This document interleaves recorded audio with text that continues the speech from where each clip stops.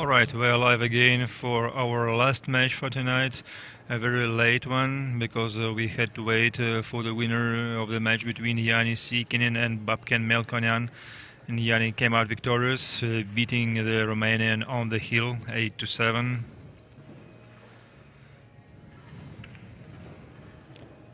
Jani won the leg and scratches on his first break of this match.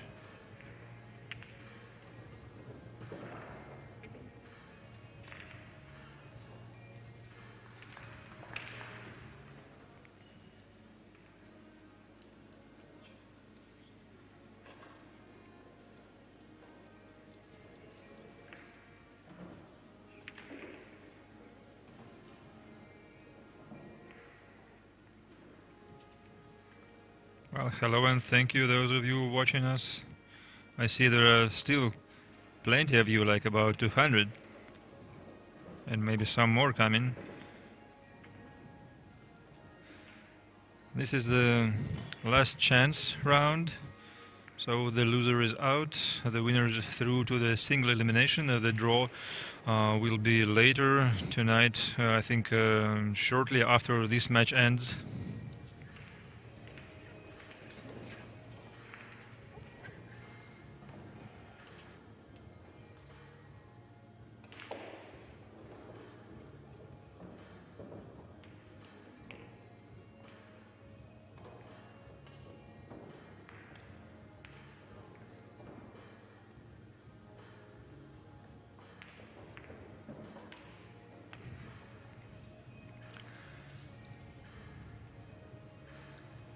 Well, with the ball in hand after the break shot, Maksim makes a quick run out in this rack and draws first blood on Siekkinen. Well, he had a little bit more time than Jani to be able to adapt to the conditions of this TV table, which, like Jeremy Jones was saying before, are quite different to those other tables. I think overall there are at least like 17 pool tables we have here.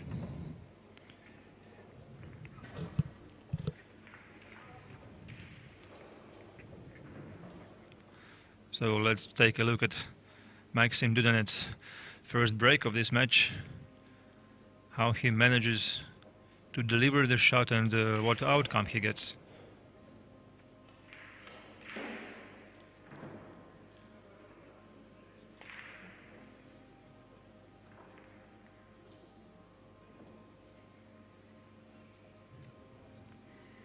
And during recent years, Maksim didn't manage to get a good run at this event. A home event, obviously, for all the players from Moscow. One of the main stalls here in the Russian pool scene. The majority of top players come from Moscow. Of course, they just, I think, they learn and they quite, I would say, feed one from another. Just sharing the knowledge, maybe making some observations. It's very good to have like our top guns like Ruslan Chinakov and Konstantin Stepanov, also Fedor Gorst recently joining them, and of course Maksim is a major figure here also.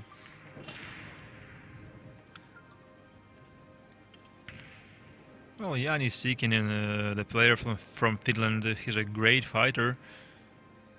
He lost to Skylar Woodward, but only on the hill. It was in the winner's bracket apparently.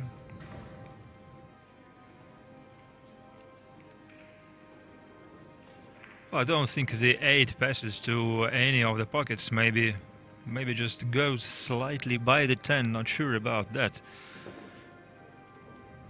So probably there is a need to develop that cluster or just try to come up with some creative safety, driving the cue ball to the precise position in order to be able to hide between the 10 ball.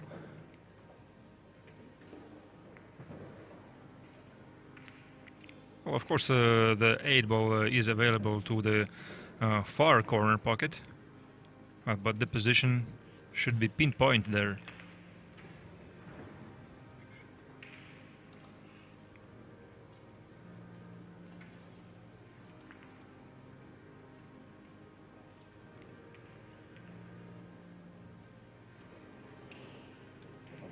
So it didn't take long for Maksim to come up with any kind of decision.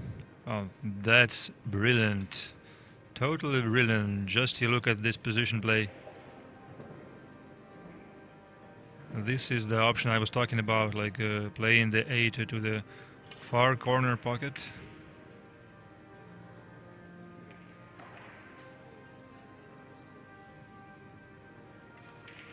Trying to extend his lead early in the match. Just a stun shot, stun run through here will do. Maybe slightly contacting the long rail just like that, but he misses this 8 ball. Oh my. Slightly held his shooting hand on cue delivery, I think. Kind of trying to be gentle with the cue ball, and it proved costly.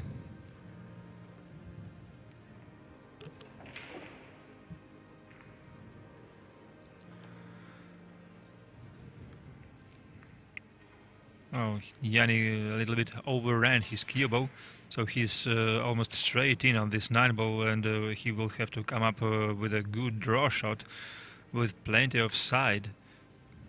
Not sure he can go 2 rails forward, or even 3 rails forward, yeah. Because like provided the distance between the cue ball and the striped 9 is pretty little.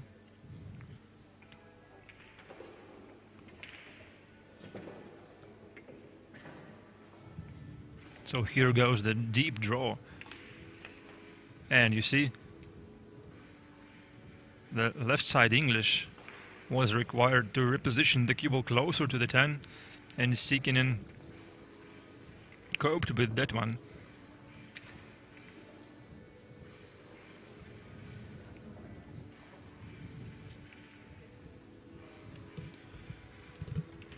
Well, it's 1 apiece instead of 2-0 for Dudanets, and the Finn is going to be breaking in the next track.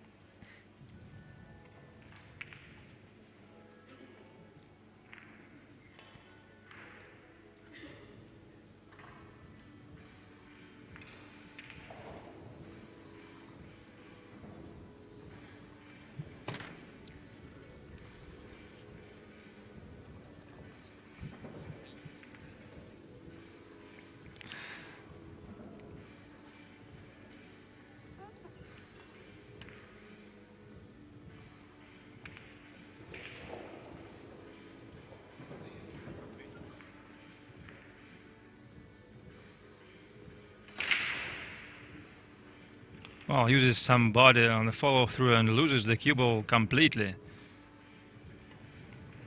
That's a big mistake, and like I think he rushed this shot quite a bit.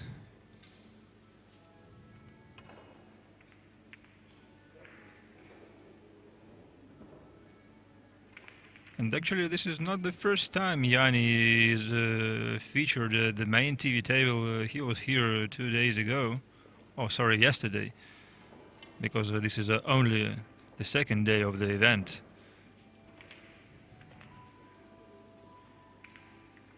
So very little changed so far in terms of playing conditions at this table. And I was hoping that Jani Siekkinen should be the one feeling more comfortable just from the very beginning, I think. Of course, Maksim is one of the top players, and he can adjust very quickly. Well, like I said, he had some more time to spend at this table prior to the match start. Undercuts the 5, but finishes okay on the 6. Well, of course, the angle is quite the opposite he was looking for. but doesn't impose any problem. I think just him needs to avoid the 9, going around the 9, probably off the cushion.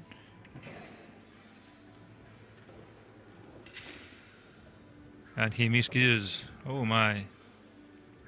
Whoa, whoa. It's too late to chalk up the tip, Maksim.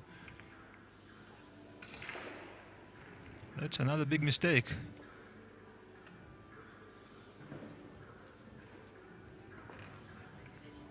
One was missing the 8 in previous rec. Well, I see we have both other guys from the Billiard Brothers group in the likes of Fedor Gorst and Andrei Serashtan. Obviously watching their pal and rooting for him. Fedor Gorst is already through and into the single elimination. Andrei, unfortunately, is already out of the tournament. So good luck for him for next year.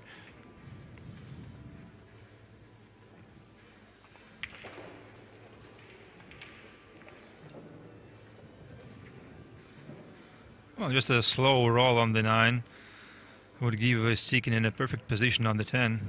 I don't think there is a need to go 3 rails around. Or maybe, depending on the player's condition, if he just feel he needs to get some stroke loose, like this time. Of course, like utilizing multiple rails gives you more room for error, just like in terms of speed, in terms of cue ball control. Anyway, the outcome is the same. Another rec 1 for Jani. It's interesting, like Babken Melkonyan is there at the stands. He didn't leave the venue after losing to the Finnish player. Maybe he's just trying to figure out what if it was him opposing Dudanets in this clash. We also have another match going on. It can be seen on the other streaming table also. It's former Russian junior player Ilya Nikleonov.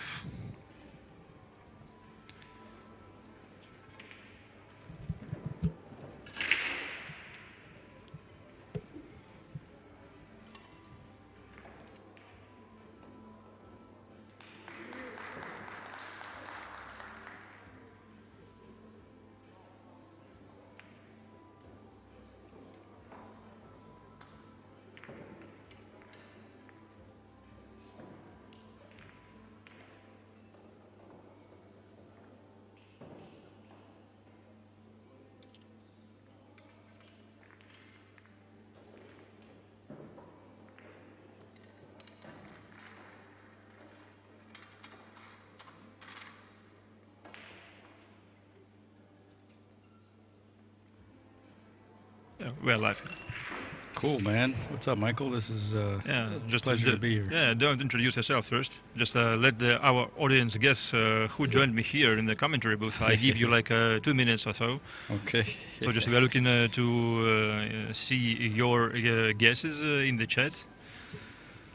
Who is my companion here? And I think based on his commentary, his insights on the game, on the rec, I think you can give it an easy guess. So are we commentating on the TV or on the actual table? Yeah, we're commentating live on the TV. Okay. This is just for our review, I think. Okay, all right. Thank you. Well, it looks like he's calling this 2-ball. Maxim. Yeah, you can call. Yeah, I think you can call him Max. That's pretty okay. Okay. Yeah.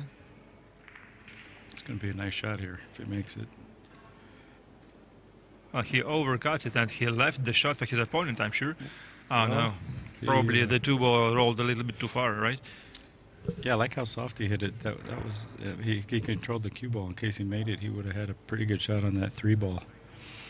He didn't just swing at it like a wild man, and he got a pretty good result, even though he didn't make it. So, what's this guy's name here? Who he's playing? This is Jani Siekkinen from Finland. Okay.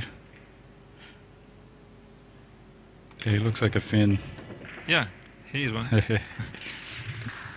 I don't think I've been to Finland yet. I've been to Norway and Sweden. Well, it's not too far travel from here, from Moscow. Mm-hmm. You can even take a car. I think it's like maybe 8 to 10 hours ride. Well, when Putin hands me a couple million next week, just for spending money, then I'll do that. He's nice like that, right? He likes to treat his guests good. All right, so back to the game here. Let's see. This is a nice little cut. Looks like he can make it. Well, he can, and of course the cue ball will travel all the distance towards the opposite short rail, towards the 6. But there is little traffic on the way of the cue ball, right? Well, he didn't go for it. I guess he couldn't see it, or he just didn't want to give it a shot.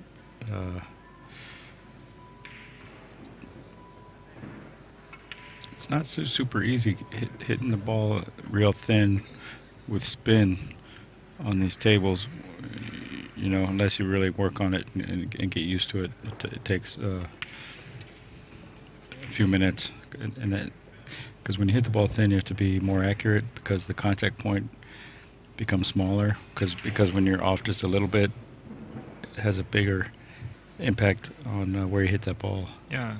Well, first signs to be worried about Maksim Dudanets because he keeps missing those balls. Yeah. Well, this is first real good chance at the run out.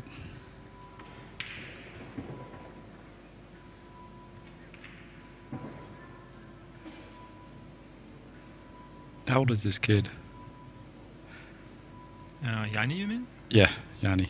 Oh, let me check. Call him a kid because I'm older than a lot of these kids. I can call them kids. Yeah, sure. But he's a grown man. But a lot of young players out here. Well, I think as long as we've got a couple of guesses on the chat already, and both of them are correct, this is Max Eberle here with us. So one of the most experienced players in the history of Team USA, I would say. Oh man. By the way, you are through to the single elimination, I think so. That's just right. Congrats on that. Thank you.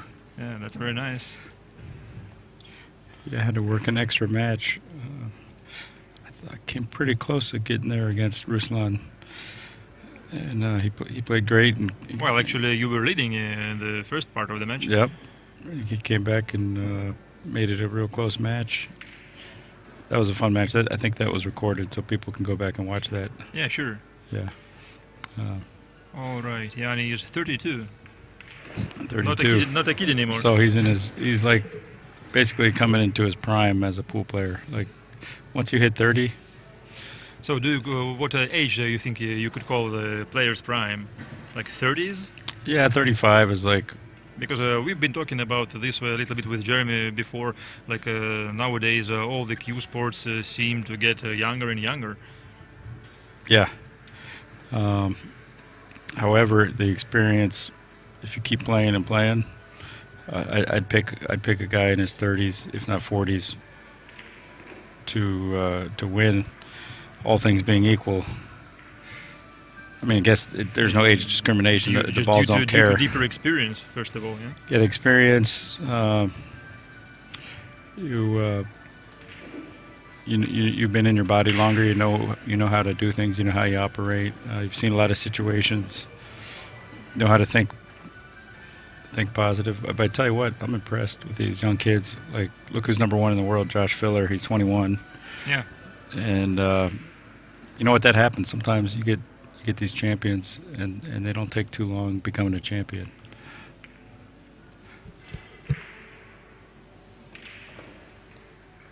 So he'll be around for quite some time. Nice run out. Jani, I think I can remember his name because one of my favorite artists is named Jani. Oh, that's an easy way. Hmm? That's an easy way, trying to build something like there is a so-called mnemonic, I think, Right. method, like building some constructions like little hooks Right. For name. to grab. Yeah.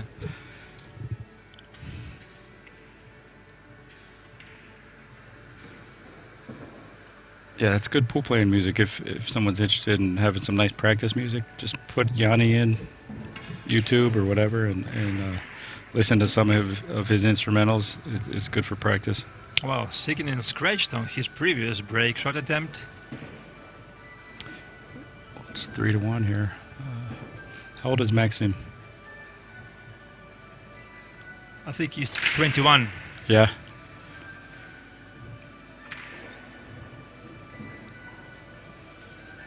He's one of Russia's top young talents, isn't he? Yeah, and unfortunately, I think recently we don't have that many of them coming up. Think so? Yeah, because like speaking about the coming event by ABN Billiards, which is a Dream Challenge, Team USA versus Team Russia, we're going to have the same team we had 2 years ago, which, in my opinion, shows like probably there is no progress in like no more younger players developing. Well, you know what? I thought it was pretty cool. I did see some real young kids here. They look like 8, 9, 10 years old in the tournament. Oh, you mean the pool event? Yeah. So maybe that's going to show some good things to come for Russian pool.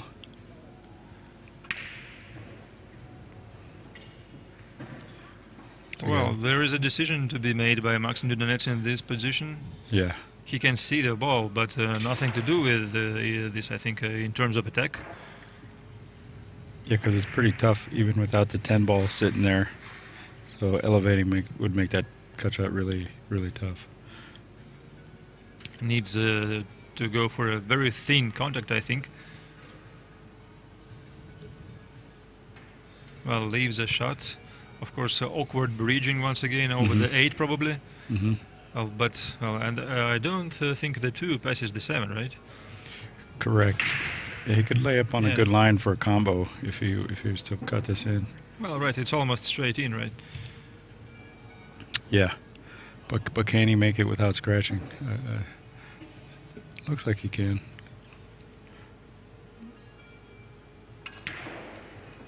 Well, I think I've seen a system for this one, like 4 balls around the spot, like to judge, to make the correct judgment whether like the cue ball goes towards the pocket or not.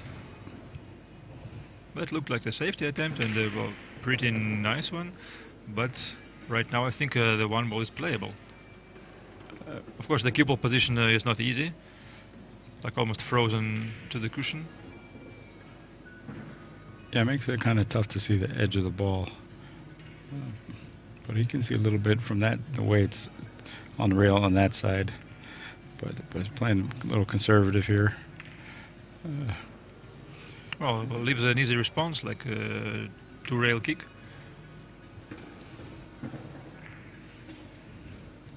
He doesn't want to throw caution to the wind quite anytime really, but being down 3-1, he wants to really claw his way back in. He this. can see the ball actually.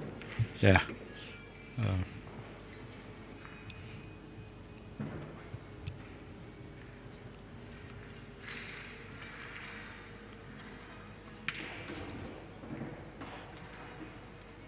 Not sure if he can just roll on a good line right towards the 3 ball or not. It looks like he's well, if he cannot, I think then the corner pocket option is there. That's true. Of course, that's more distance, so looks like he's going to draw back to the rail and pull out.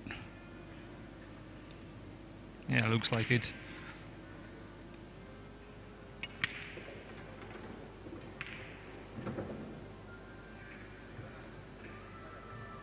These are tricky. You really got to focus on keeping your head still.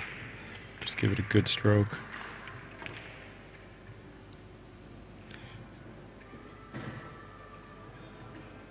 And it was never close, I think.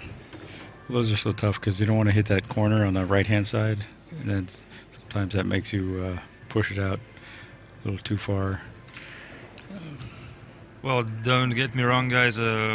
Both players had to go all the way today. They both had a pretty hard path to this very match, so I think they are a little bit prone to mistakes right now. As you see, like Maxim missing those shots. Not the hardest one of them, and just Jani makes the same mistake. So we will try not to be harsh on them. No, I think that was. I'd consider that a pretty tough shot. Jacked up, shooting that cut shot at that angle into the side was not the easiest shot. So, did both these guys like lose their first match or something, and then now they've come all the way back through? Well, Jani Siekkinen, I think he lost his second round match to Skylar Woodward, but only on the hill. Maxim, he lost to Albin Oshan, I think, in the match, like for the single elimination. Yeah. Yeah, round. Yeah. Yeah. So just this is his second chance, actually. How do you say Maxim's last name? In Russian, it is Dudanets. So just Dudanets. Yeah. Oh, there it is. Yeah. I think the Americans tend to make the stress on the first vowel, like Dudanets. Well, his nickname here is Duda, so just... Duda? Yeah. It's very easy for everyone. I'll just call him Dude. Well, I think this also will do.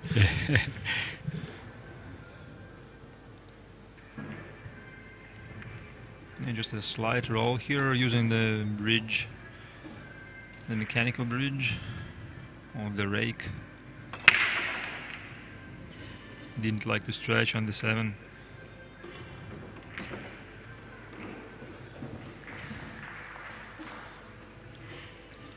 And 2 rails, kind of a zigzag shot maybe. I don't see him applying any kind of English, not required to do so. Yeah, he set himself up for a nice angle, didn't he, to come across the table? Yeah. They guys, they have some kind of special drill, like for this kind of cue ball travel. Yeah, I was getting ready to say. Back and forth, yeah, just 2 lines of balls. Oh, Max, please tell me, how do you like it here in Moscow overall? Oh man, this is an amazing town. Is it your first time? It's my first time in Russia. Yeah. First time in Moscow. It's a beautiful city. People are nice. I only speak a few words, really, but. Yeah, please tell this to John Schmidt. Why? Because he didn't want to come out here or something? Nah, I've heard so. Yeah. John's not much of a flyer. He doesn't like getting out on the plane and flying for a long distance. Well, I mean, just we are glad to welcome everyone here. Absolutely. Oh, this place, everybody's friendly. There's nothing to worry about here. This is. Yeah, and what's your take on the event? How do you like the venue and just? Top quality, man. This is unbelievable. It's beautiful, man. The equipment is in perfect shape. This venue's beautiful. The banners up everywhere that you can see. The seating, I like the fact that you can look down on the tables properly. Well, then I think you could also share with our listeners your experience in, I think, the game you met for the very first time, which is a Russian pyramid, Russian billiards. So how did you like that? And first of all, how did you come up with the decision to play? Did you like, were you jealous for Corey Duell? Yeah, a little bit. No, Corey, actually, I took him to a Russian pool hall over 10 years ago in L.A. When I lived there, he was in L.A. So you were the first one to discover this game, yeah? Well, we were looking for something to do. Between both of you. I think we heard that there might be action in this place, so we went there. It was a Russian place, and he had never played. I had never played, and it's kind of a funny story I've been telling everybody is that even though he never played, he ended up playing for money over there and winning. By within a few hours, he had like 50 locals, big crowd around watching him gamble with one of the top local guys, and Corey came out ahead. But I was there watching, and he was even innovative on that day. On his first day playing pyramids, he was making all kinds of cool shots and using inside English to get the cue ball to go in the pocket. I mean, you know, those guys weren't professionals, but still, Corey picked it up pretty fast and was able to win a few $100 playing those guys. Yeah, well, you top players are fast learners, I think. Just you learn by simply observing the game. Like when I was asking, I think a couple of years ago, I was asking Shane how did he manage to learn one pocket so quickly, and just his response was, I was just watching the other players play. So just nobody basically taught me anything. Well, still I believe that every game has some those tiny little secrets you have hard times coming up knowing yourself, just unless you are told. Yeah, and Shane put himself in the line of fire, playing a lot of big money games early and playing in the Derby City Classic. Tell you what, that guy's proved that he's not just a player with a big break. I mean, he's a great player, all-around player. Winning the Derby City one pocket, almost winning the World Championship. He made it to the finals a couple years ago. Lost to Darren Appleton barely. He run like 300 balls in practice, like 280 something one year, and then the next year like 350 balls in practice right before the tournament. And he hadn't really been a straight pool player, you know. Okay, so what do we got here? Well, we are involved in a safety battle early in this rack. Well, that's a mistake by Jani Siekkinen. I think he got a roll probably, but he is not happy with the outcome. So that tells us probably that Maksim is able to see the cut, enough of the ball to cut it to the corner at least, or maybe even to the side. Not sure about this one. Looks like he could cut it in the side. It's all just a matter of getting a path back up for the 3-ball or the 3-7 combo. Yeah, I think, well, the 7 doesn't sit very nice enough, but at the same time it doesn't block anything, like any part of the pocket for the 3. Just the opposite, it is the helping ball. Yeah, you could scooch the 3-ball off the rail, off the 7. Yeah, right. Well, watch out, the side pocket scratch. Managed to avoid that. Well, right now I think Dudanets is going to make a cross-side bank shot.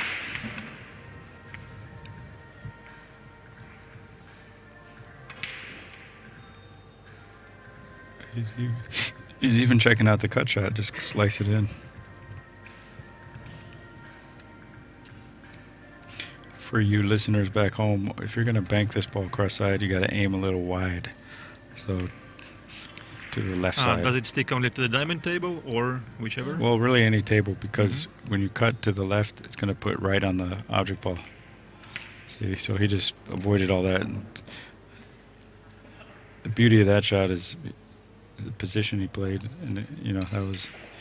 And he made a nice cut. That's great, yeah. Didn't hit any balls. So just 2 rails out for the 5-ball. Oh, I punched that pretty nice. Too hard, probably, no? It is too hard. Well, just barely. And right now, once again, there are 2 options. I think either cross side bank or even cross corner bank towards the 7. But if he decides to go to the 7, first of all, he loses the cue ball quite a bit, I think.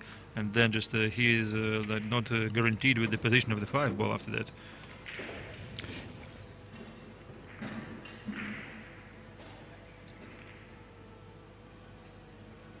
Well, decided to stay conservative, used a wall of blockers, I would say. Yeah. In the face of 9 and 10 ball. Well, that's a pretty easy jump shot. Easy to hit for sure. Yeah. Difficult to make. Well, he might be able to masse a little bit, or just do some type of little curve. And well, I don't think the 5 is frozen to the cushion. yeah, so he's got a little wiggle room, huh? There is a little gap, I think, like a couple of millimeters.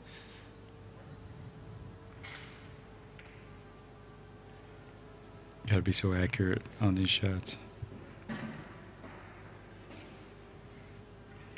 Do you measure these kind of gaps in millimeters, or you stick to like some fraction of an inch? still. Like to make that Like, five like, ball? like I mean, like the distance between the 5 and the cushion, like is it like a 3/16 or whatever? Well, you could say it however you want. Yeah, I tend to use 16ths or eighths or millimeters. Or maybe just hairs, like a two hair width. Yeah. Right. Well, he came a little short, but he'll probably just. Oh, that's not a problem. He can just with some amount of right hand side, yeah. Or he could do that.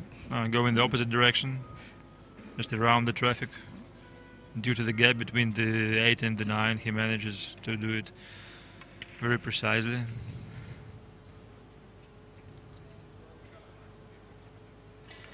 Now, see that shot. The main thing that was important was the line and the speed. He could have been off, but a couple feet here or there.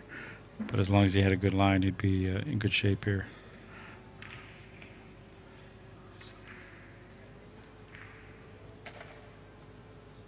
Yeah, very nice. Keeps the cue ball on the right side of the ball, and just now with a stun shot.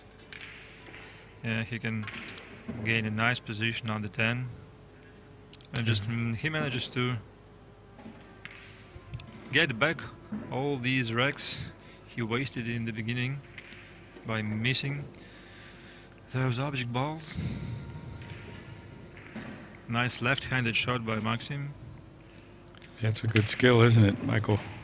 Well, once again, we covered that with Jeremy Jones already, like talking that nowadays the youngsters, I think they are supposed to develop this skill. Just try to play with both hands.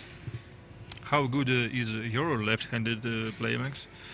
Well, the highlight of my career is I broke and ran a rack of 9-ball left-handed when I was in college. Not so shady, like they say. Yeah?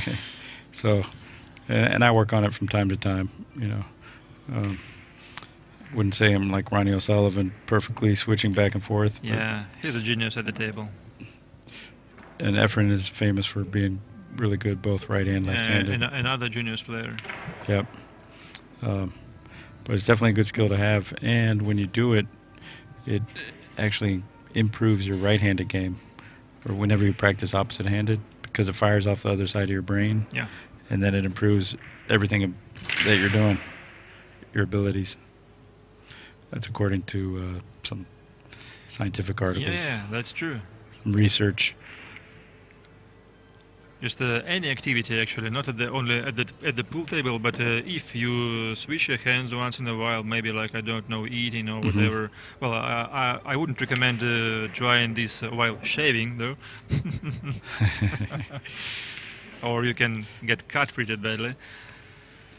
Just some cuts are required to be very fine, just as the one Jani is facing right now. Yeah, this is a good little cut here. He's the favorite to make it.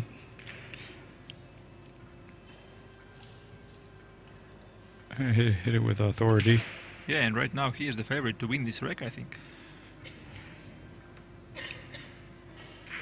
Yeah, this is a delicate little shot. Once he gets a good angle on this 4, then the whole rack is good. I think just a slow roll is all he requires for this position.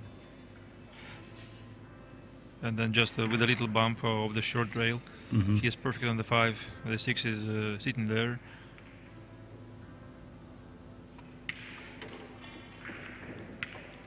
So how did you love playing here in the pyramid event? I don't think you were getting as prepared as Corey, because I think well, he was more serious into this attempt as opposed to like maybe last year when he also entered this event. So well, he is a better pyramid player than me. He knows the game more. He was teaching me some in the couple days before the tournament. Yeah. And tell you what, I came out fire, and I won the very first game of my first match against a good player. And, I think he was like a top 20 maybe right now. And I was just hoping to make some points during the match. Unfortunately, they didn't put you on the TV table, so just we were not able to watch a game. How many carom shots, like how many in-offs did you manage to make, or did you just try to make all the object balls mostly, no? Well, I did both. I made some really good in-offs actually. Maybe about 40% were caroms. Yeah, I mean, because like this version of the game, like when you play with the cue ball only and you have a ball in hand, when you make the carom shot, makes the carom shots a very important part of the game. Just the best of them can just make 8 and out with ball in hand from the from behind the line, apparently. Yeah, these players are geniuses with the Russian pyramids. It's something to watch, and the women too. They're just some incredible players here. No, Jani barely cut that 6 ball into the side. So just I think both your matches in Russian pyramid finished like 1-4, right? Yeah, I got one game in each match. I was pleased with that.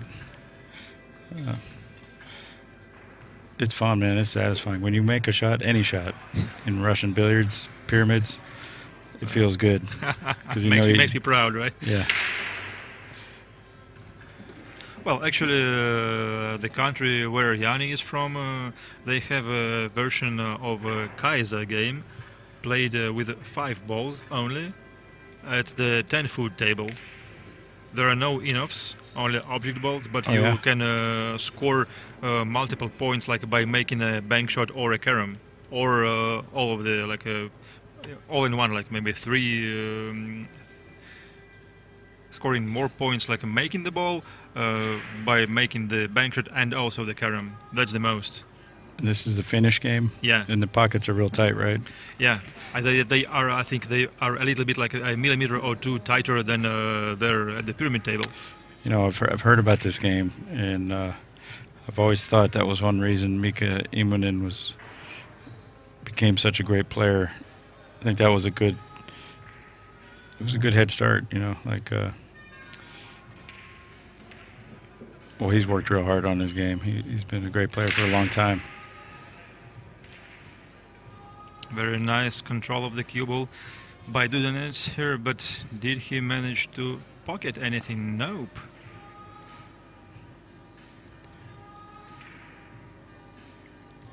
I'm really surprised by the outcome of this break shot because it didn't look that bad.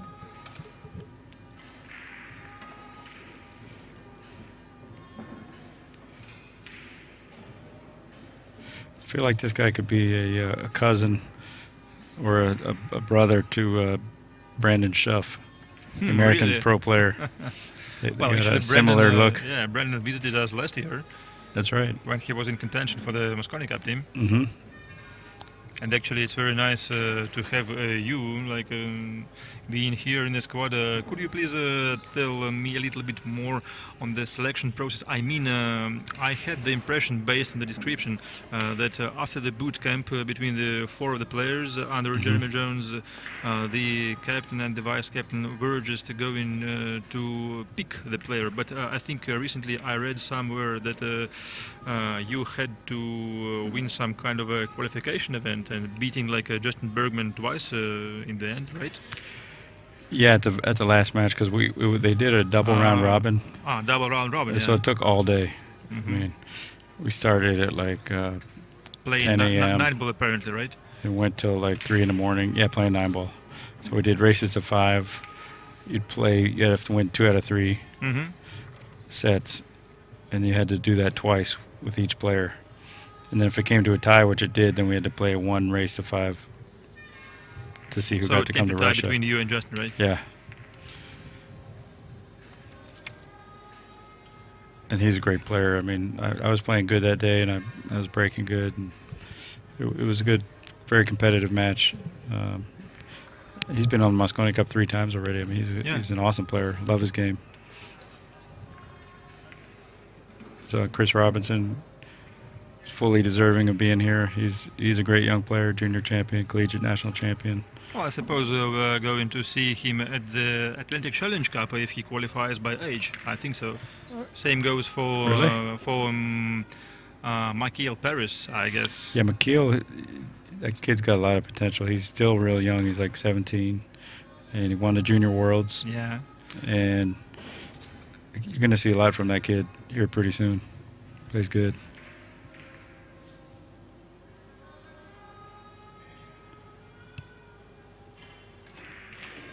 Well, Siekkinen could see the ball here, and now he has to deal with the problem he created on the push-out earlier.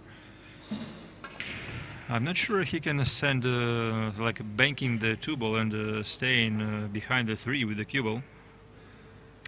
Yeah, I think the 3 is blocking that shot, just the edge of the 3. At least it looks like it is from here. You're talking about like banking the 2-ball 4, 3, yeah, 4 rails. To go for the safety, right? Yeah, that's a sweet shot.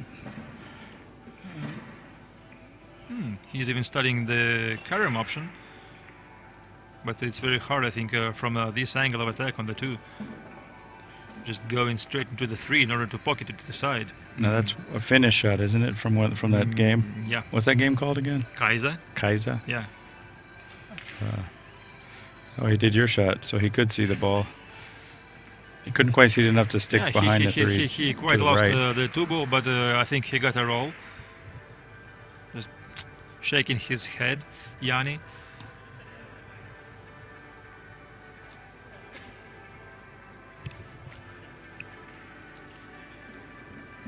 Are you playing in the Midwest Bar Table Classic? You know what? I'm not planning on it. I'm not sure when that is. For right now, I'm trying to avoid bar box play altogether. For obvious reasons. Yeah, as long as I'm in contention for the Mosconi Cup, I don't really want to even look at a bar table. That's kind of a totally different game, as I know. Yeah, it's just small. It gives you an inflated sense of like shot making, and it doesn't keep you sharp for unless you force yourself to also practice on the big table every day. It's great for cue ball control. It's a lot of fun maneuvering around. So if you're a bar table player out there and you want to have your skill on the big table, make sure you practice on the big table every single day. Also, if you want a chance to compete with these guys. And that's one thing I did growing up. I had a 7-foot table in my house, but I'd make sure that my mom would take me to the pool where I could play on a 9-foot table every day also. Back when I was like 16, 17. But also, that's when I started driving also. It tells a lot. You were wise enough already, even at 16. Yeah, definitely knew what I wanted. I knew that the bar table wasn't going to get me there by itself.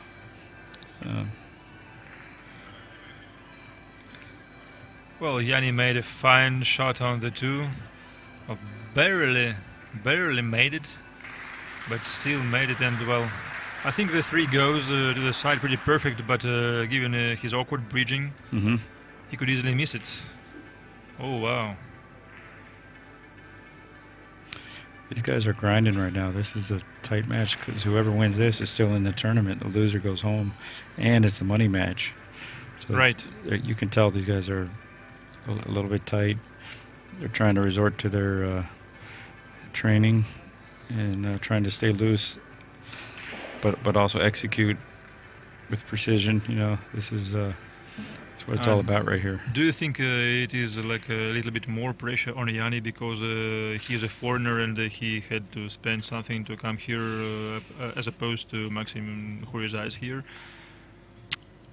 Like trying to gain some money from the event? Well, it's hard to say because I don't know his personal financial situation.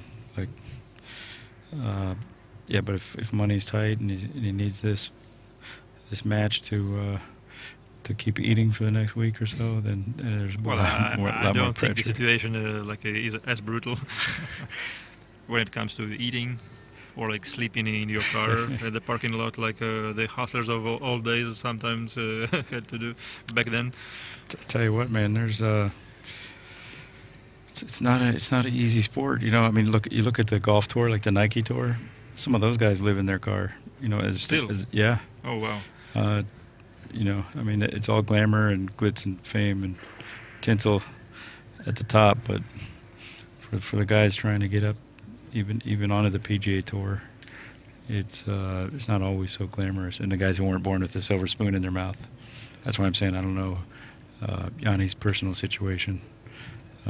But if nothing else, just the pressure to make it to the final 32, get into the money. I mean, we're most of these guys are out here because they want to win. They want to, if they want to career where they were going to get rich, they'd be a banker. Or maybe more of an entrepreneur. But most of these guys, they just love pool. And make money or not, they're still going to play. But it's definitely nice when you win money, and Yeah, no doubt. helps you out in your life, and you can live a good life with your prize money and stuff. Yeah, Jani almost made a spectacular bank shot, just trying to make the 4 off, to travel off the 7 towards the corner pocket. And it was very close, actually. But now he left the shot for Maksim. Yeah, Maxim did a real good job of keeping his head still on that shot. That's one thing I look for. So And just, you think that's one of the most important part when talking about fundamentals, right? absolutely, yeah, Like the head movement. hmm or lack of head movement is Yeah. And these Russian guys, they're like a team, man. I mean, these guys train hard. Johan comes out here, has been training them for a few years, and he's an amazing coach. Now I can really see why he's So coached. did you learn something from him? Well, sure, absolutely. Since I've been only started working with him on this trip, actually, because before it was Jeremy, the vice coach, was coaching us in the boot camps leading up to the tournament in Vegas. Jeremy is an incredible coach, and so is Johan. Johan's coached the Dutch team to created several champions, and also champions from several other countries like Russia. He's helped players become champions. Yeah, and also I think Johan is one of the strongest guys in the business when it comes to like mental training, which is very important, Mhm. especially in those kinds of events like a Mosconi Cup. Yeah, I'm really enjoying getting a chance to talk to Johan, and anybody out there, when he offers a boot camp that you can attend, I'd recommend signing up for it if you get the chance. Well, we got a good match here, 4-4, halfway there, race to 8. Are you going to be involved in the Euro Tour after the Dream Challenge in Austria? Are you aware of that? No, I'm not even aware of it, no. Mhm. Because last year the Team USA just after the Dream Challenge they went straight to, I think it was the Netherlands, where the Euro Tour was. Just one of the steps on the way to the Mosconi Cup, one of the steps Mhm. in preparation process. Where in Austria is it going to be? You mean the city? Yeah, Klagenfurt. Klagenfurt, Right? Klagenfurt. Yeah, yeah. I think it's early October. Not far from here. I mean, the Dream Challenge ends. The last day of the Dream Challenge is September 25th. So in a week. Oh, that's the cool, Euro Tour, man. yeah. I'll consider that. Well, actually, it was last year. It was the one Shane won. And that was no small tournament, I heard, like 150 players.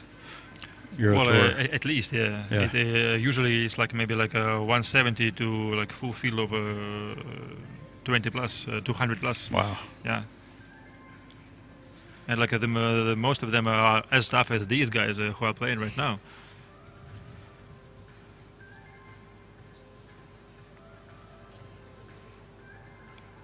I don't think I've really been to Austria so much. I've been to Belgium briefly, Germany.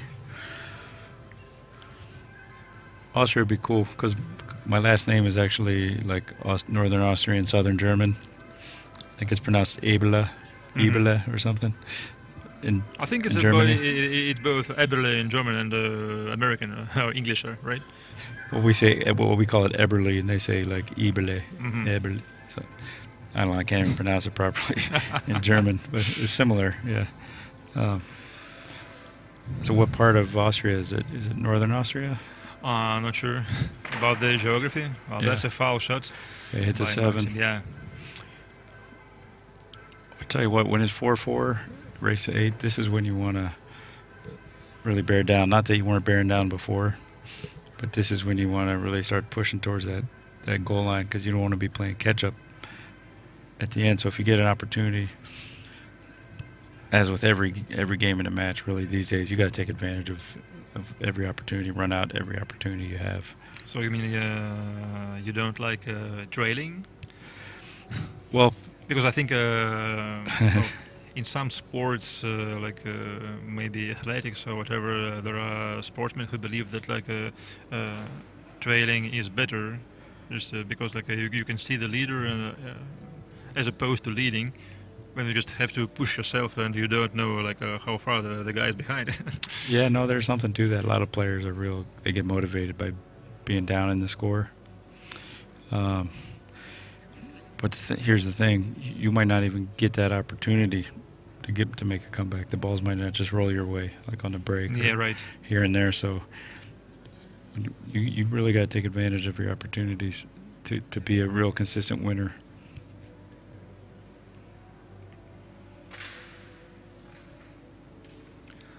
Well, then it's a vital wreck for both right now.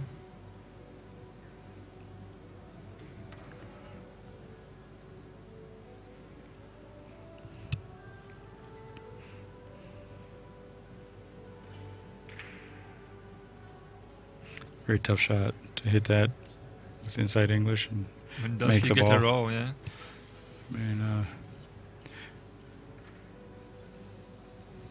well, 3 ball's in definitely a funny spot.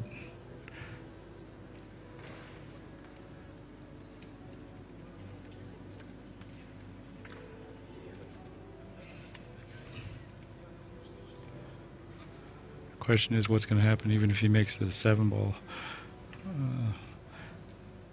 Well, probably the 2 stays somewhere around this corner pocket. Mm-hmm. Well, I would be a little bit worried with the position of the 3 ball there. Of course, I think it goes to the side, but the position zone is pretty narrow. What, you mean you think the 3 ball goes in the side? I think so, yeah. I don't know. That's pretty tight.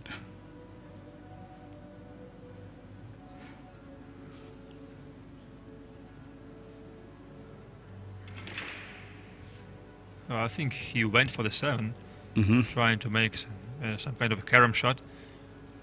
Maybe he was trying to kick the 2 and break out the 3 and make the 7 and get shape on the 2. Yeah, I think that's a right call because based on the speed he played the cue ball. Well, this is tricky because he could come back and scratch off the 3. So Yeah, the cue ball's path, it's never easy to calculate, but I think his target should be the 9 ball right now.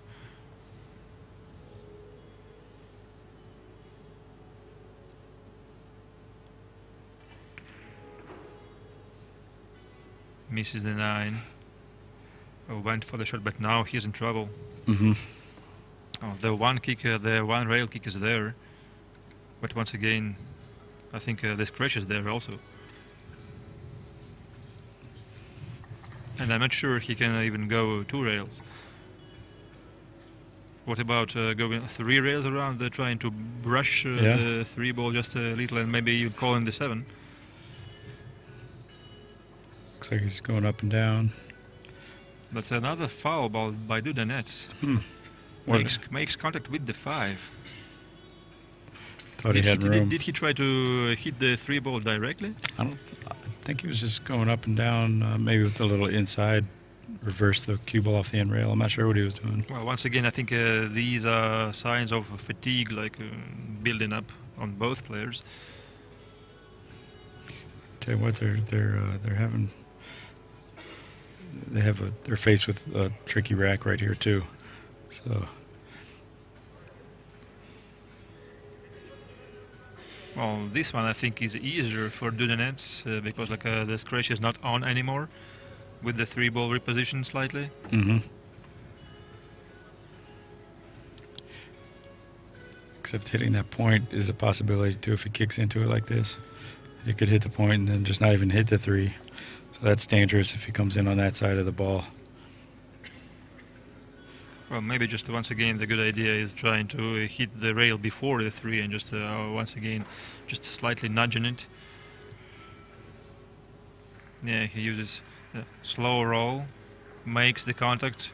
That's a perfect response by Maksim. I don't think he even left the cross side bank. You don't think so?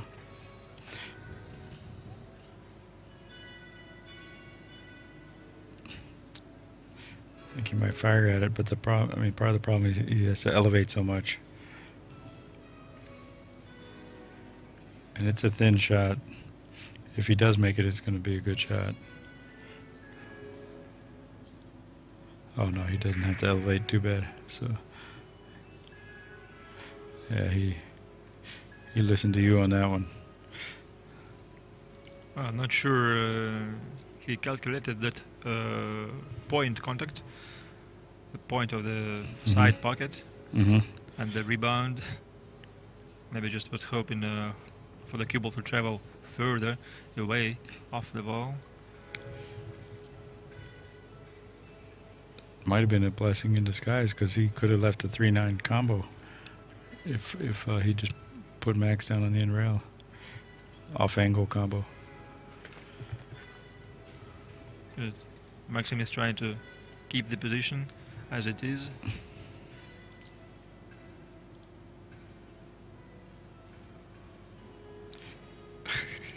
Well, the 3-ball still doesn't pass by the 9, so I don't think there is a danger just of rolling the ball back to the kitchen. The cue ball, I mean. Just leaving it open. Yanni's questioning if it was a good hit, questioning Max. And they've agreed that it was. Well, as long as the 3-ball was not frozen to the cushion, Yeah. I guess it was. Yeah.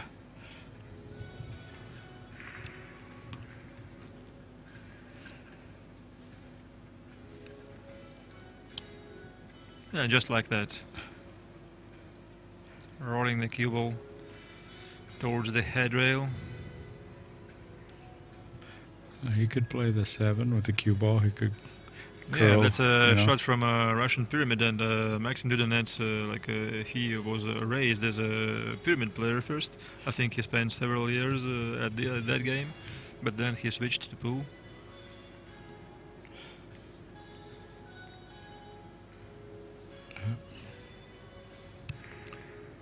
Well, now I think the cross-side bank is on, if he needs, but I don't see Jani even thinking about this shot. So far, this position looks like a kind of a stalemate.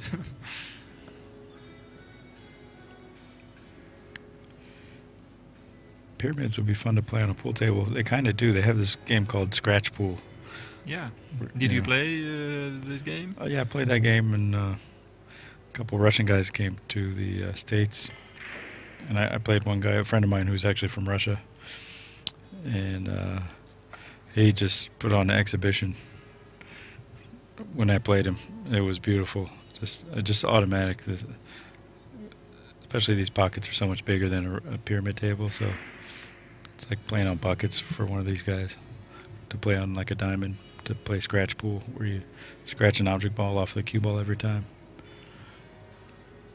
They know exactly what spin to use, what angle to hit it, how hard to hit it. The ball like bends into the big side of the pocket every shot. Still, scratch pool is a little bit different to like the pyramid. I mean, because at scratch pool you have many object balls to go off and only one cue ball. Just, I mean, the rules of the game are different. Yeah. They are a little bit different, and just quite might look strange to the Russian players. Yeah. But the main concept, like the carom shot, actually it is the easiest one, I think, you can imagine, because every skilled player can predict the cue ball's path very well. Oh, he barely came out into the open, I think. Yeah, but he's okay. Yeah. The 5-ball goes. So does the 6. Doesn't need to travel far from the 7 to the 8. Just keeping enough angle. Tell you what, those are the little rolls that do win matches for you. Like he was close to being snookered. Another eighth of an inch or whatever, and say he was snookered, could cost him the whole match, right? But he comes out just enough to make the ball, and maybe that'll give him the juice to win the match. You know what I mean? Well, like Jeremy was saying during our previous match, luck is a part of the game. So you are supposed to, for it to be involved. But for some, luck itself is an art. Well, as an artist, as a professional artist, yeah. You know it better. Sometimes professional artist.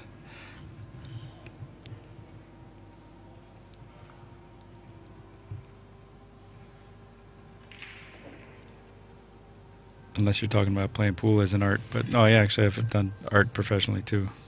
So I don't know which one you're talking about, pool or art. Well, Maxim goes one rack up. Do you have any kind of a gallery back home, or? No, I'd like to one day open a gallery. That would be great. But I think you did run some exhibitions. Yeah, I've done a lot of exhibitions, yeah. Art shows. It's been a lot of fun. What I need to do is I want to get an art studio somewhere different, kind of move somewhere new and exciting, and make an art studio, make a bunch of new work.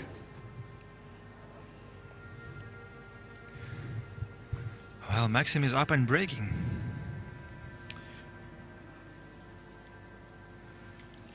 Let's see if he moves his body here on this one.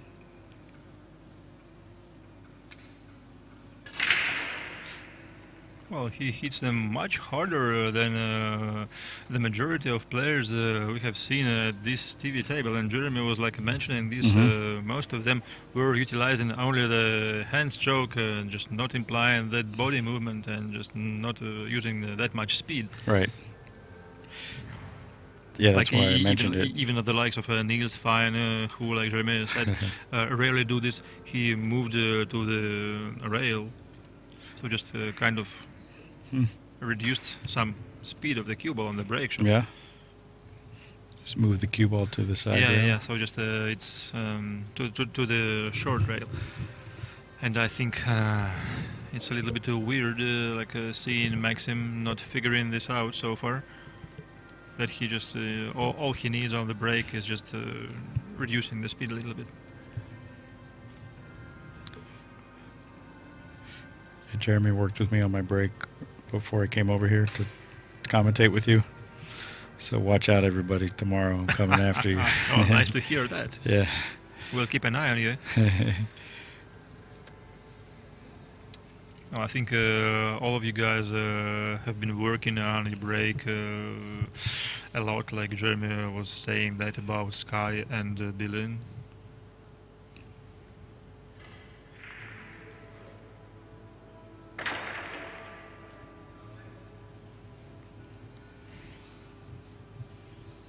It's fun having a coach, man. You know, like I've had mentors and I've learned stuff from a lot of different people and read books.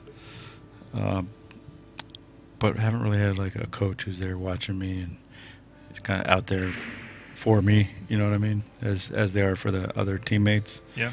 And it's great, man. I recommend everybody get a coach because they can see things about your game that you don't see. And if they're a good coach, they also have a lot of knowledge too.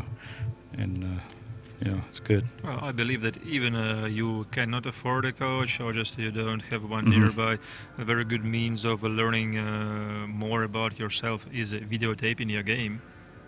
Yeah. Because you have a very good chance to have a look from the side at yourself.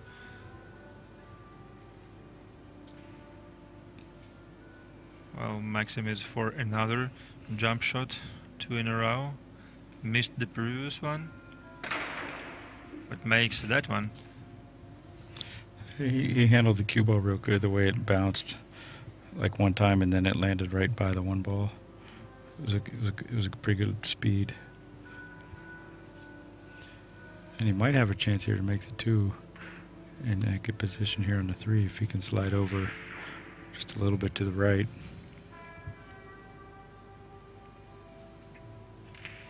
He didn't even need to. He was in good position here. So, what do you think? Do you think he might draw the cue ball off the rail into the 7 and use this 7 as a blocker to hold Well, for I the think 4 ball? this is much better option than trying to roll forward because of the 5 ball. Mm-hmm. The way it sits, I think it blocks the path, the natural path for the cue ball. So I think your option is better. Just draw it into the 7, maybe even trying to overdraw and just clip it a little bit. He's going around 3 rails.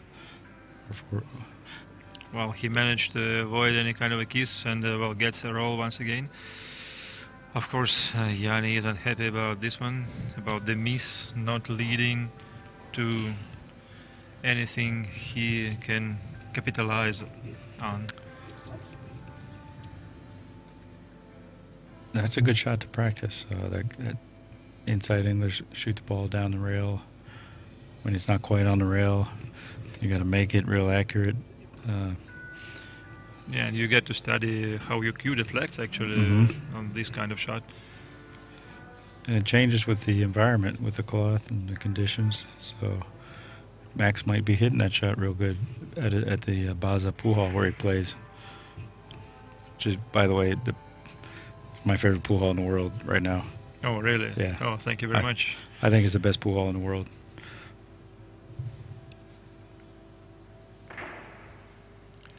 That's a foul. Well, I think, there are some very nice places in Europe.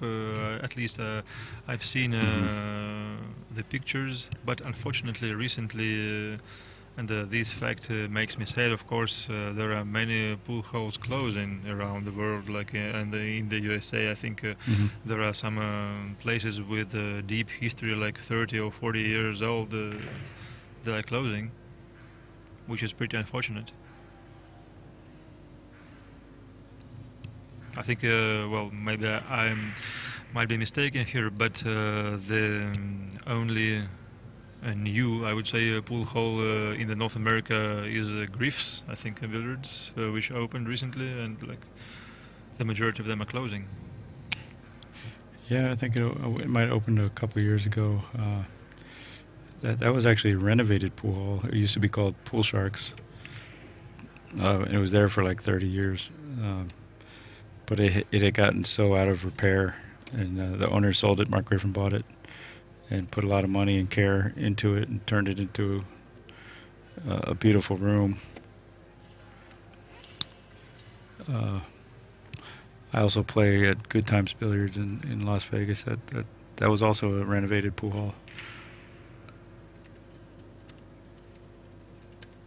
Well, Maxim knows that was an important shot.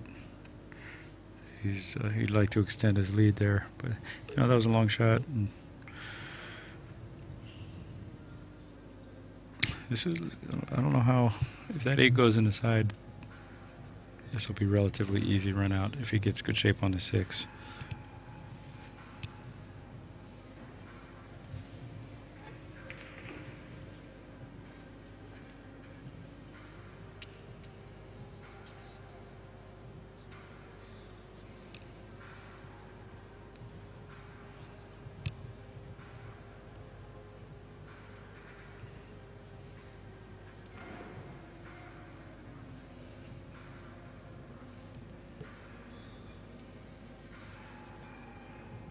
Like the music they have going on right now here in the arena. Okay, so he had an angle that kind of made him, forced him to move the cue ball more than he would have wanted to, and that kind of led to this tougher shot on the 7. It's very cuttable though, and here you focus on making the 7. Kind of a natural path. If you hit it above center, cue ball's going to go back and forth. So you just try to make the 7 and control the speed, but maybe go 1, 2, 3 times across, or he just went twice. Hit that one. Well, apparently maybe a little soft. Well, still he can make the 8 to the side pocket. Obviously, it doesn't pass past the 9 to the corner. But then again, he has to decide and probably go in 3 rails around for the position on the 9.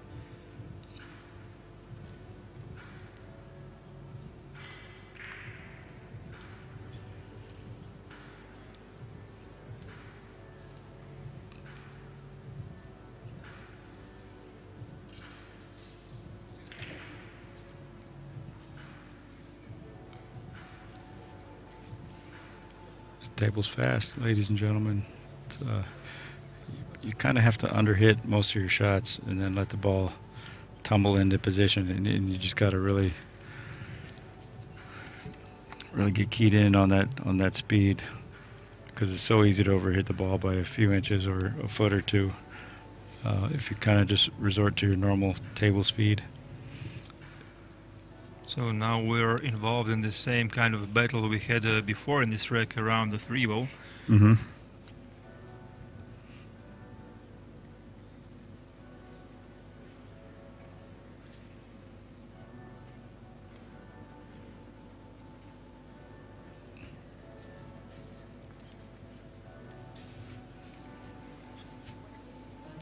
Well, now this battle goes the other way.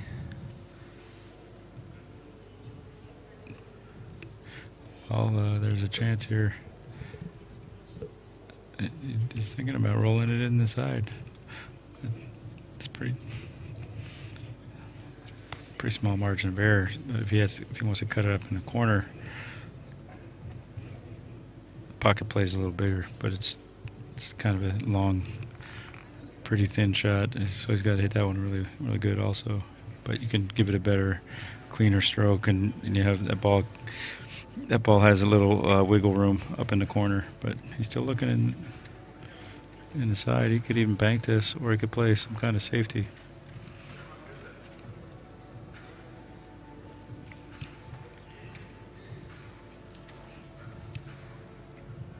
Well, actually, I think once again, if trying to think in an attacking way, the bank is there, the cross-side bank. Mm-hmm. Because I think the 9 will grab that English required naturally. Mm-hmm. Such a tough shot. Oh, it looks like he's elevated Maksim, and Well, but I think he can avoid that scratch. you think so? He can. He just rolls the ball forward. Yeah. Of course, not with striking the cue ball below the center. Mm-hmm. Oh, he's got to make a good shot. We know that much, and then he's going to have to make another one on the 10, right? Yeah, no matter what, the 10 is going to be the most important shot of this wreck. Oh, wow. Well, I like how he stroked Beautiful shot. Looks like he played the cue ball off the point. From this position, wow. That was gutsy.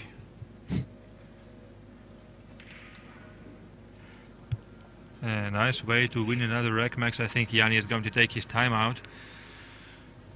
Probably he needs one. Yeah. He's not happy with, because he had a chance earlier to run the rack out, and he got funny on the 8 was the main thing. But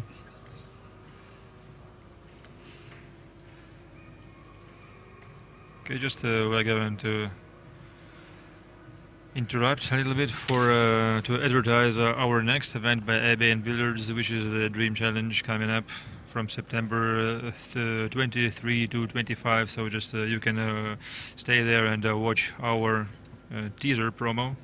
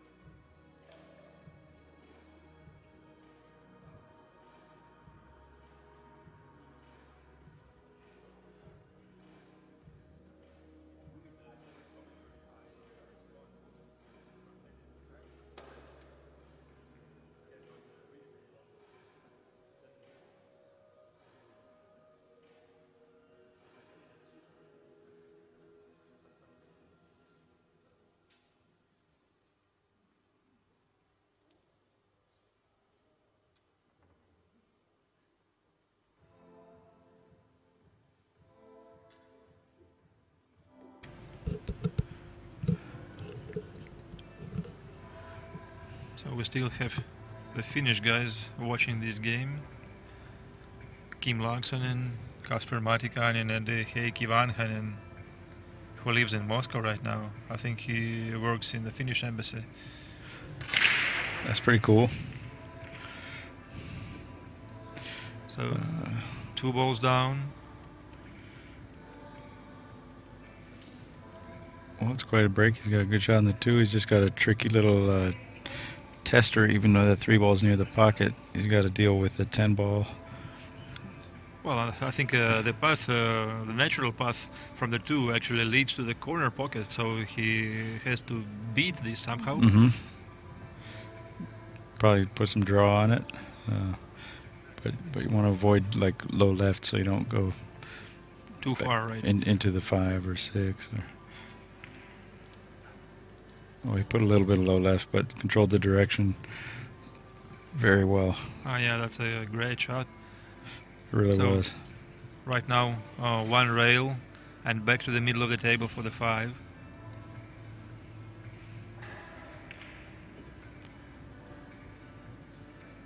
Comes a little bit short to my taste, but he is fine here Mm-hmm.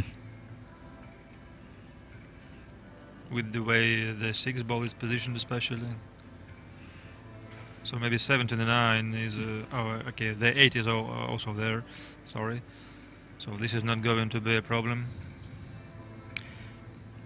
Tell you what, as a player, it's kind of hot in this room, so I wouldn't be surprised if he's feeling a little bit hot, you know, a little. But he's got the glove, so stickiness probably isn't a problem. I feel pretty cool right now, though. I mean, there's not many people in the room right now, so it might be a little better than it was earlier. Yeah, I think it is due to the audience when you feel some extra temperature, feeling some heat.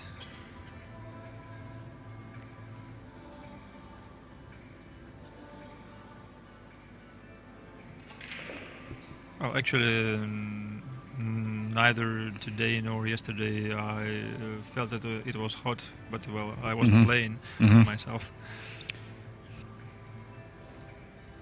Plus, with the pyramids, we have to wear vests, so that was more hot wearing the vest. I had to go buy a vest for that at the local mall. Ah, you didn't borrow one; you had to buy one. Yeah, I couldn't find anybody who had one. Corey was playing the same time as me, sure. so but now I got an extra vest. But I mean, with all these players involved in a pyramid event, like waiting for the match, Well, yeah. you could have easily approached any one of them. Of course, maybe it wasn't the right size, or I didn't want to chance it. Well, but the good thing is you are going to have a vest from Moscow. And for like maybe the looking at it and having those good memories. that's right. Plus, I can use it in the American Straight Pool Championships at the end of October in Virginia, right before the as if you didn't International have one. 9 ball. I do, but you know what? It has kind of like these marks on it from sponsor stickers. So it's Yeah, I kinda, see. Yeah. Yeah. So anyway, he's got himself into trouble here again, which he didn't want to do that. He needed to make sure that he ran out there. Well, I think he can throw the 9 ball with extreme right hand English. And Right. go in at least 3 rails around the 10. Oh boy. Or once again get the courage and make the bank shot. What do you think?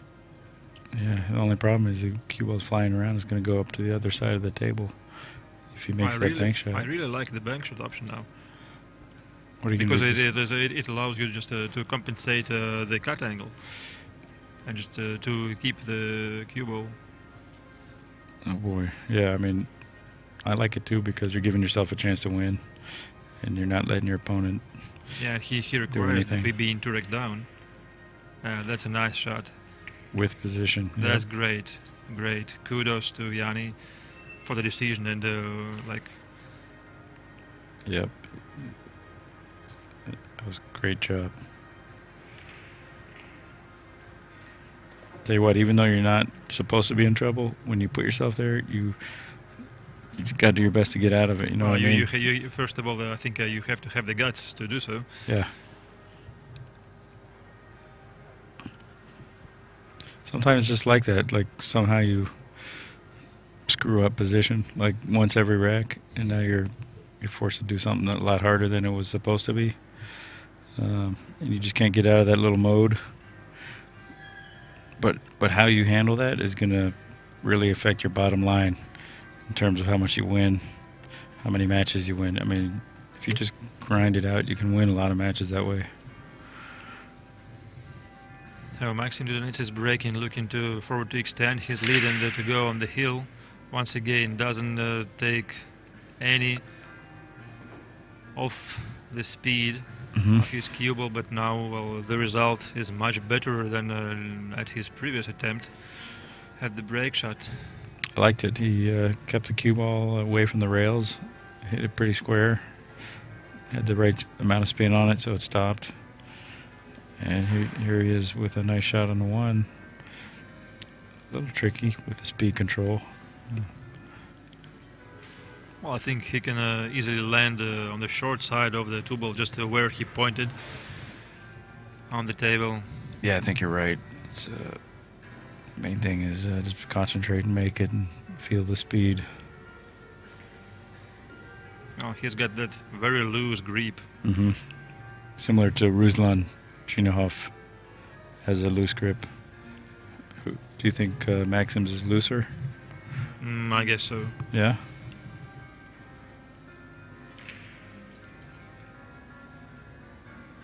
Maybe he only took a couple practice strokes, maybe not quite as much as he normally does. Well, once again, we were telling this before, both players are tired, so just how often, what are odds for Maksim Dudanets missing the straight-in shot from here? I think maybe 1 from 100, and here it happens in the very vital match. Well, he's worried about the cue ball control, and it was straight in, but it was long. So, I mean, it wasn't that much of a hanger, but most of the time he's going to make that, you're right. And he probably expected it to go in because, you know, with the new cloth, you expect the ball to kind of bobble in off the rail sometimes, and then sometimes it doesn't. Well, Jeremy said the pockets here are probably 4 1/4, right? Which is a Diamond Pro cut, I think. Yeah. Yeah.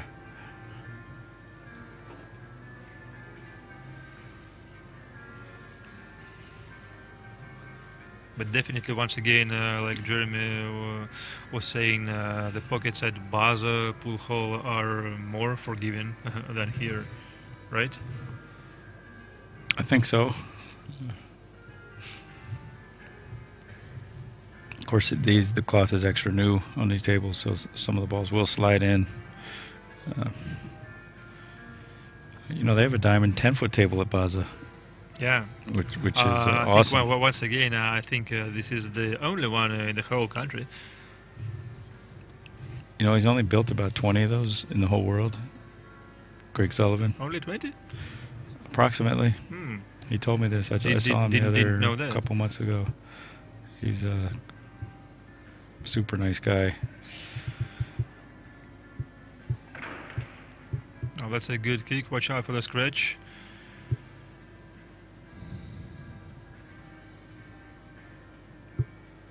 So just Dudanets has to go 3 rails for the 4 ball, and then the 5 is there beside the corner pocket.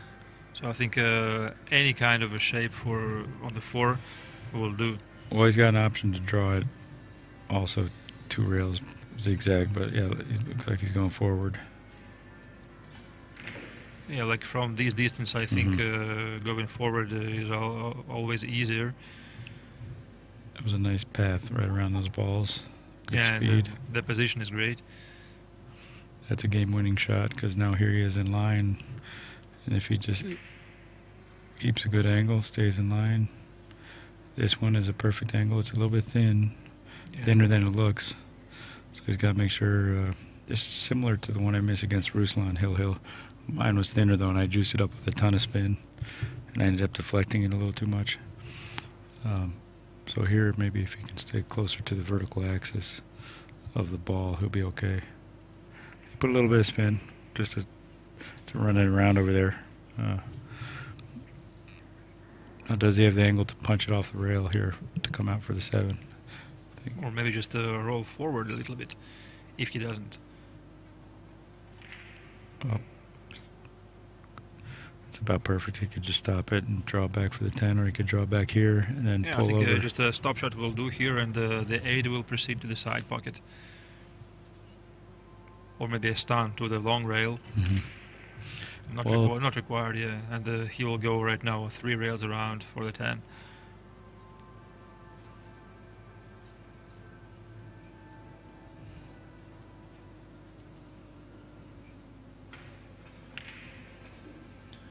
Surprised he didn't bank that ball and just stop it. No, I'm just kidding. Well, maybe he keeps this one for the winner. Like Tom Cruise. Turn his head the other way and with a smile and make the shot. Yeah. Well, Jani's not happy with that one.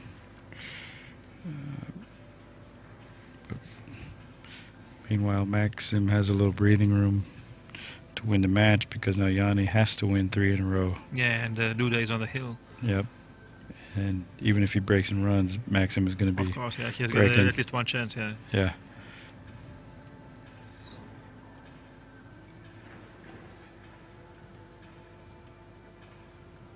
And then Maksim would also be breaking. Wait, no.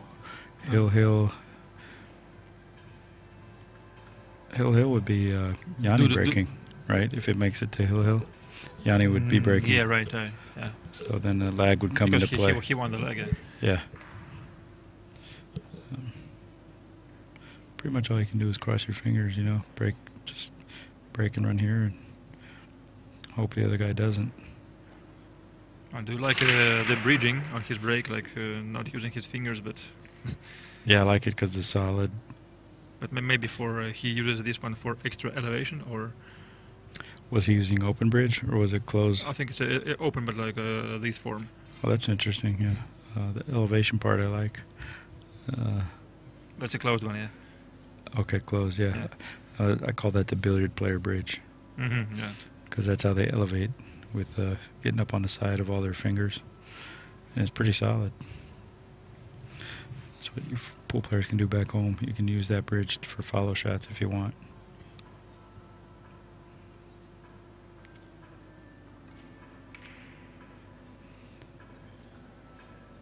Then, well, he stayed still. Yeah, very disappointed with this shot. Well, he is mad, actually. Well, because he had a golden opportunity right there. He made a real nice break, got a shot on the 1, angle to get back on the 3. And I think he was near the rail was a problem because he stroked it pretty good and he's kept his head still. But being near the rail with the distance, it's real easy to go off your line, you know, with a cue ball. But it still feels like you should make that. Mostly, you know, every top player is going to think they're supposed to make that, which they are supposed to, but it doesn't mean it was easy.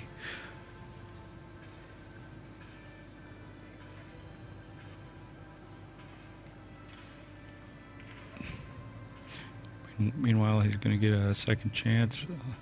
Well, Max produces a very nice safety. You think we'll see a jump shot here? Well, I'm not sure about the 6 ball, whether it does block. Oh. The 1 rail kick is there, actually. How about the 1 rail kick into the 3-9 carom and carom the 3 down into the pocket? He's going for the 2 railer. He looks like he's lining up. Nope. Well, the carom is definitely there. Carom, right? Nice call, yeah. Well, yeah, it's good. Well, it might be a little off angle. Could be there. See what happens.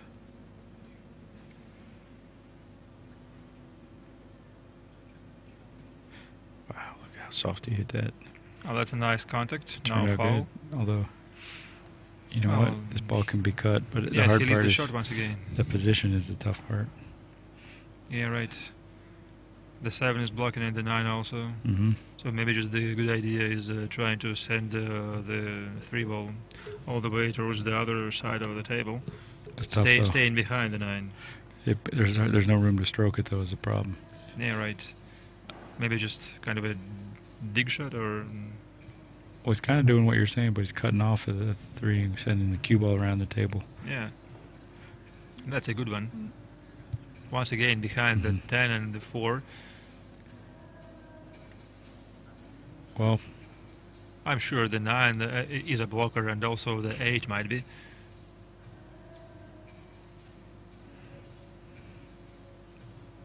Two rails escape.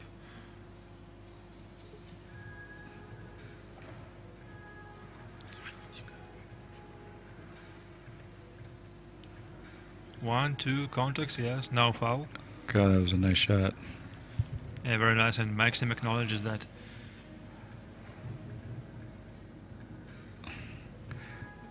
It takes a lot of nerve to do that shot, you know what I mean? The nerve. Yeah, now the pressure is on Dudanets a little bit. You can see some part of the 3, I believe. The right part of the ball to produce a very fine cut.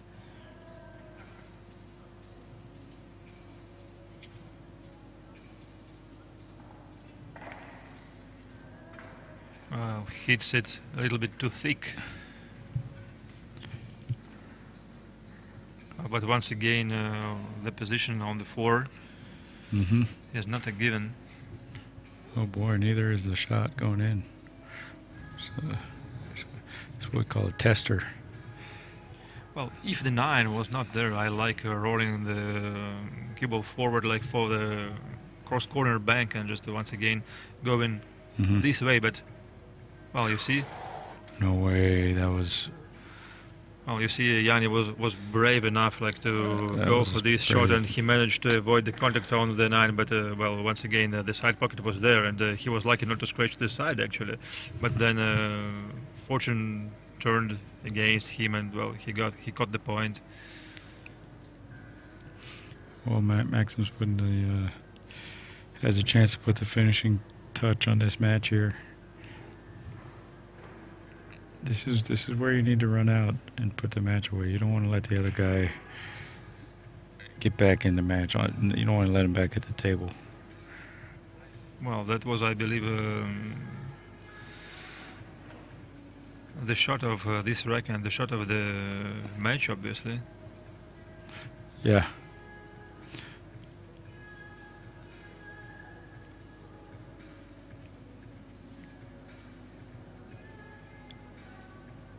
Yeah, I second that comment on the chat.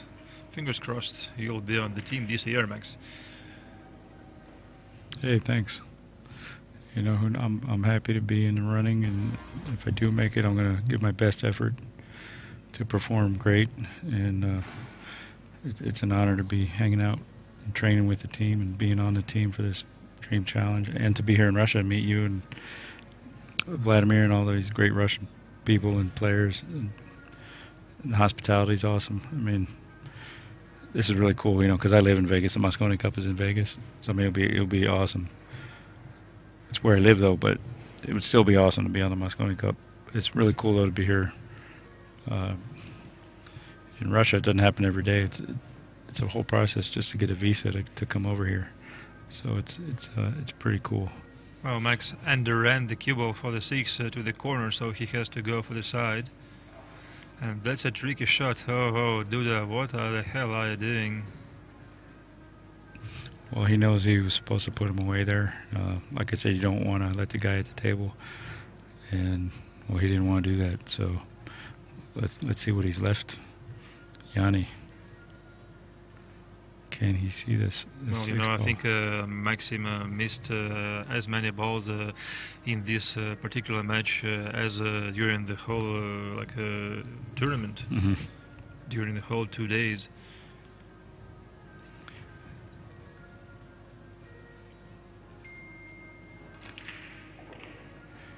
Nice shot by Siekkinen. Tell you what, though, this is going to be a delicate shot here. This is the chance he was praying for, though. So. Well, I think just roll it forward. That's it. Stay down. Mm-hmm. Do you prefer the regular swing, I mean the back swing, or just maybe keeping it a little bit shorter for these kind of shots? Hey. Yeah? All right, coach. I'm going to go try that. Seriously. I'm going to try that out, and then maybe it'll work out in the match here coming up. Well, I think I first heard this from Darren Appleton. Like they prefer just staying a little bit conservative. Mm-hmm. On that particular shot. Yeah, just shooting the cue ball off the cushion, maybe. Oh, just trying to shorten the backswing. Mm-hmm. Maybe just almost like if it is not existent, then just going forward straight away. Well, frankly, when I tried that approach, it was so weird to me that I was missing the shot. Tell you what, he's close to the rail, but because he's by the side, he can hit this cue ball. He has more cue ball to hit, so he's kind of in a good spot. But he's going to leave a very long shot on the 9 anyway. Well, I don't know. We'll see. He might dig down and draw this back. He's got to be careful. He had a little angle there. Nothing. You can't take this. And so far, you can't take anything for granted in this match because these guys are grinding. He's bearing down to get shape on his 10 right now. That's what kind of match this is. But it's a pretty good angle to swing back 2 rails. Well, I hope Dudanets forgets that mistake as soon as possible.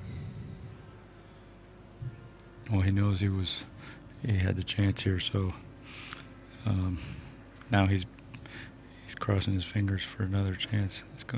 Do you probably have any hints for these kind of situations, like how to cope with that, how not to be second guessing yourself, like sitting in the chair after the mistake? Just try to say, okay, if I get another chance, I'm going to do my best. Stay down, stay smooth. Try to visualize yourself doing good. Like get down with the intention to give a good, nice, smooth stroke for every shot. Just kind of coach yourself, talk yourself through it in a good way. Sit up straight, breathe from your belly, keep oxygen flowing into your brain. That's really important. Yeah, that is important, actually, yeah. Yeah. I try to do that when I'm in the chair. It's a really powerful thing. Breathe, fill up your belly with oxygen. Maybe you just even breathe according to some count or like whatever, like no, like 1, 2, 3, 4, 5. Breathe in, then. I don't do that, but I just try to feel the air go into my belly, fill it up, and then breathe up into my chest and really oxygenate or whatever you call it. Once again, Max stayed with his powerful break, and like before, the result is not positive for him. Just both balls from the second row coming too far, like coming above the side pockets, and also no 4-railer or no nothing. It's kind of weird because you hit that one good one and you think, oh, that's a good break, and then you do it again and nothing goes in. I was having the same problem. Well, once again, I don't think the carom is there from the 1 on the 9. Don't think so. You could actually cut this one ball in if he wasn't jacked up on the 7. Because the 9 ball makes potentially the pocket kind of big. But he might be looking at safety instead.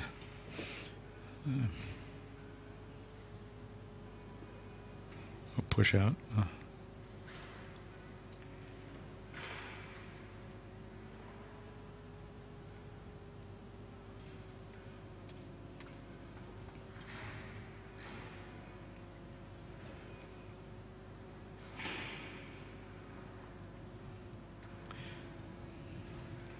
That's actually a really good question you asked about advice for players in this situation.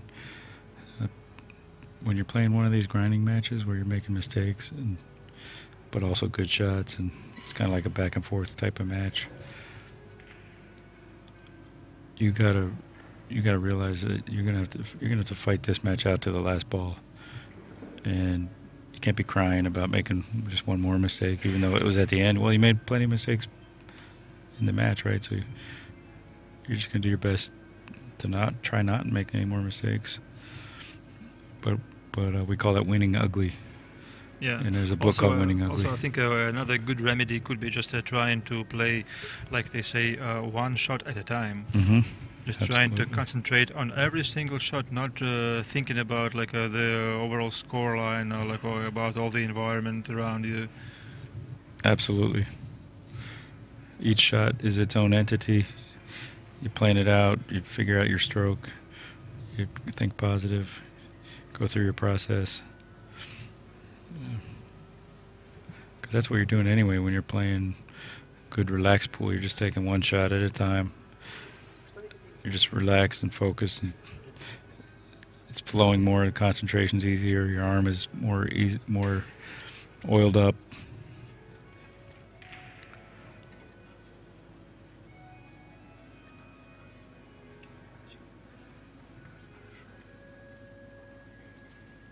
That was weird. He must have called the 8 ball. He made the 1, but he must have called the 8. Yeah, right.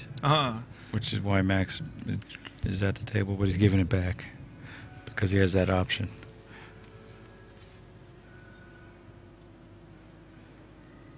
Yeah, sure. No called shot made.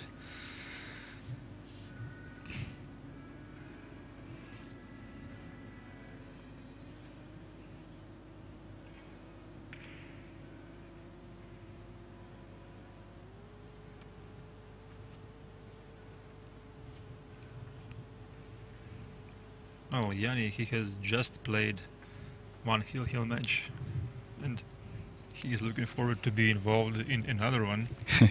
Right? He sure is. He's hoping.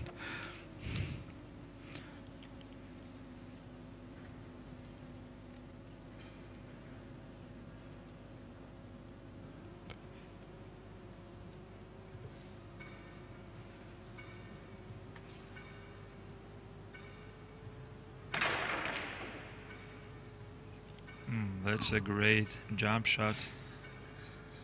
And the position is there to make the 10 to the side. It is going to be respotted then, because no early win on the combo in the game of 10 ball. For the win in the rec, the 10 is to be made as a last ball. That was a Tom Cruise shot from The Color of Money. Oh, that's a safety. Yeah. Oh, look how nice he's hit it. Great key ball control. Manages to put it very close to the cushion.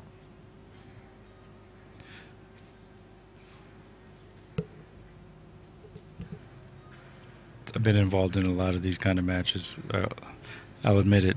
A ton of these kind of fighting matches. I'm pretty relaxed and flowing player most of the time. But I think in a lot of my matches in my career, I've tightened up and I've become really good at being able to win like this, although that's not really my game, how I really play.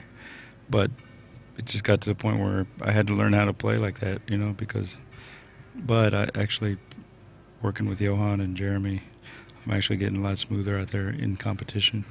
So I'm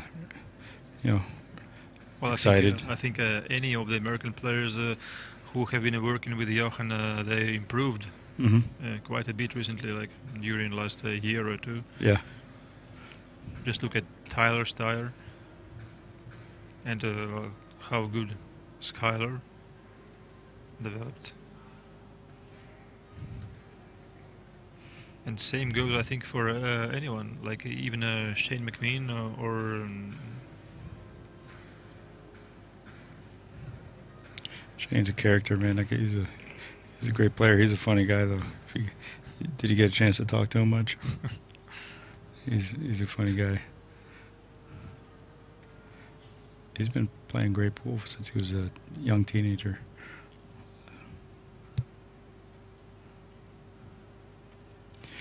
Well, Max has earned himself another shot here.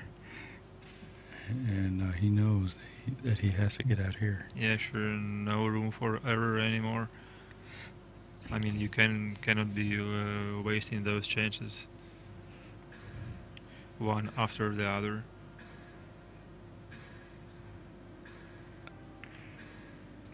Oh, he hit that thin, so... Yeah, so overcuts the ball, so goes too far once again, and once again, like before, he has to go for the side pocket on that 6 ball again. Let's see how his arm, how he hits this one, you know. Do you like to stay conservative and just roll the ball forward, or like going 3 rails around with a stun shot? Boy, I don't. Yeah. Whatever Like gets the this, ball in the well, pocket is what I like. Well, that's a very brave decision once again from Dudanets. He hit that one with confidence. He was like, Yeah, right. I'm just going to make this ball. It was a very confidential shot. Yep. He's really bearing down right now, folks. This may as well be a UFC match. These guys are fighting hard. Yeah, Jani Siekkinen is of course frustrated about this.